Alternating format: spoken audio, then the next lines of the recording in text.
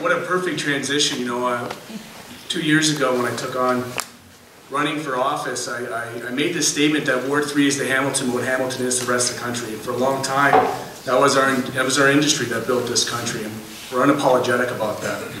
But we know the transition that has happened since, and over the course of the tough times here in the city, when people go over the Skyway, they would see the industry or post-industry, the Rust Belt that had started to set in here in Hamilton, and it reflected as this kind of gritty city that was the last bastion of a place where everybody's accepted and there still is affordability for living, and that's changing. And I think we're having a values conversation in this country right now. And when we spoke, actually, the panel was about how to be an activist on the inside. And I never really considered myself as a politician. I bullhorns and placards all the way, and I look out and I see all the familiar faces that are here, and most exciting are the people I've never met. We are in exciting times. We're also in very dark times. And since we met, I'm very proud to say I'd be remiss if right off the bat I just didn't outline some of the amazing things that we've accomplished here in this city. And in my that is part of your job, Yeah. Inside and outside. Well, not by the city, but in the city. Sometimes we succeed despite ourselves. Big difference. Big difference. Because the Blue Dot motion was a resident-led motion. Grant, who's in the room here today, Grant Linney, if you can just put your hand up, please. Right? Yeah. Chris Parkinson, 350, Environment Hamilton, everybody working together to push the council an alternative, compelling, aspirational, responsible, ethical, moral vision of our future. And I was fortunate, and Grant will tell you how much lobbying we had to do on the inside to get people to look at that. It was one of my first motions I ever passed at council. Hamilton, post-industrial, Steel City, was the first municipality to pass environmental bill of rights in this province. Absolutely incredible.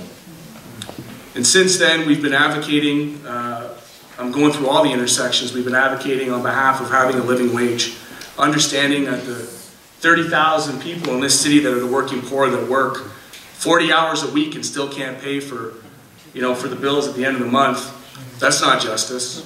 That's not an economic system that works. And of course, I'd be remiss to say that the work of Environment Hamilton, Don, and the whole crew have really, through the lean years of activism, the 90s and early 2000s when nobody really gave a shit outside of the mainstream, I think now when we're seeing these rallies that pop up, we're seeing a different intersection of labor, social justice, environmentalism, people coming together through the cultural communities.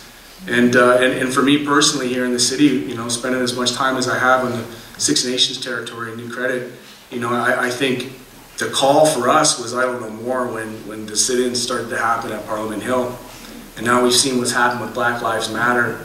And we're seeing people who are demanding justice. So Avi, this LEAP manifesto, for me, you talked about bringing it from up high down low. I had the privilege of going to Quito, Ecuador for the UN Habitat 3 conference. Brought in 35,000 people from around the world, and they talked about global trends. War and peace, climate change and urbanization. War and peace and climate change are both affecting the third.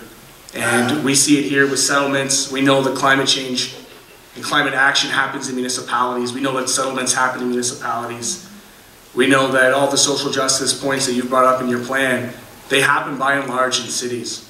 And so the great news is, despite the fact that yes, indeed, we are up against a neoliberal corporatist government, we have the ability at this city to fight back in meaningful ways, in very strategic, pointed, policy, community-driven, activist and environmentalist-driven ways. And that's what gives me hope, is being here with all of you tonight and knowing that we're taking our first step on this leap with you, Avi. Thank you.